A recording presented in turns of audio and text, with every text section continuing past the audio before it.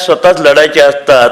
दुसऱ्यांच्या लढ्याचं वर्णन ऐकताना त्याचं काय चुकलं, जो पराभूत झाला, जो विजयी झाला तो कसा विजयी झाला हे शोधण्यापेक्षा जो पराभूत झाला तो का पराभूत झाला, त्याचे काय ड्रॉबॅक आहे हे शोधा आणि त्यातनं त्या इतिहासातनं आपण आपल्या लढाया लढायच्या असतात.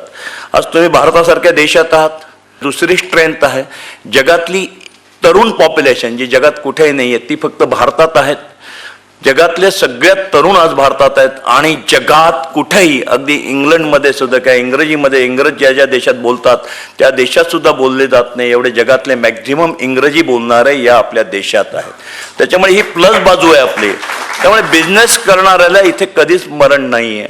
तुम्हाला देवाने दिलेले दोन्ही हात नोकऱ्या वाटण्याकरता दिलेले आहेत, नोकऱ्या करण्याकरता नाही. ते दोन्ही हात तुमच्याकडे भक्कम आहेत, तर स्कोप भरपूर आहे. बहुजन संघर्ष प्रतिष्ठानाच्या वतीने दरवर्षी युवा उद्योजकांना पुरस्कार देण्यात येतो. नव्याने व्यवसाय सुरू करू इच्छिणाऱ्या तरुणांना त्यापासून प्रेरणा मिळावी हा त्यामागचा उद्देश आहे. यंदा या पुरस्कारामध्ये तरुण उद्योजक नितीन अंकुश गवळी यांचा समावेश आहे. नितीन यांचा मंडप डेकोरेशनचा व्यवसाय आहे. या व्यवसायात त्यांनी केलेली प्रगती अतिशय थक्क करणारी आहे. नितीन यांनी वयाच्या 20व्या वर्षी व्यवसायात पदार्पण केले. गेली 15 वर्षे ते यशस्वीरित्या व्यवसाय करीत आहे. 5,000 रुपयापासून सुरू केलेल्या व्यवसायरूपी रोपट्याचे आज प्रचंड वडवृक्षात रूपांतर झाले आहे. आनंदनगर झोपडपट्टीत राहणारे नितीन यांच्या वडिलांचे निधन झाले.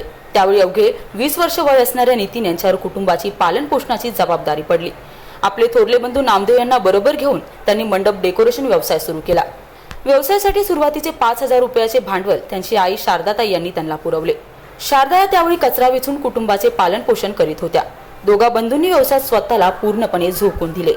आज पिंपरी चिंचवडमध्ये मंडप व्यवसायात त्यांचा दबदबा निर्माण झालाय. चिंचवड स्टेशन येथे त्यांचा व्यवसाय असून व्यवसायासाठी 3 गोडाऊन उभी केली आहेत. त्यांच्याजवळ मंडपासाठी लागणाऱ्या साहित्याची किंमत जवळपास कोटी रुपये आहे. आज मितीला त्यांच्याकडे 15 कामगार काम करीत आहेत. स्वतःचे पोट भरता भरता त्यांच्यामुळे आज 15 कामगार आपल्या कुटुंबाचा उदरनिर्वाह करीत आहेत. आनंदनगर झोपडपट्टीत राहणाऱ्या नितीन यांचे आता रस्टन कॉलनीमध्ये स्वतःच्या मालकीचे घर आहे. व्यवसाय करत असताना त्यांनी सामाजिक जाणीवही जोपासली आहे.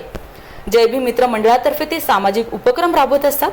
विद्यार्थ्यांसाठी निरनिराळ्या स्पर्धा, त्यांना अभ्यासासाठी मोफत मार्गदर्शन, ध्यानधारणा शिबिर, हुशार विद्यार्थ्यांना सायकलीचे वाटप आदी उपक्रम ते राबवत असतात. नितीन आणि त्यांचे बंधू हे दोघेही निर्व्यसनी आहेत.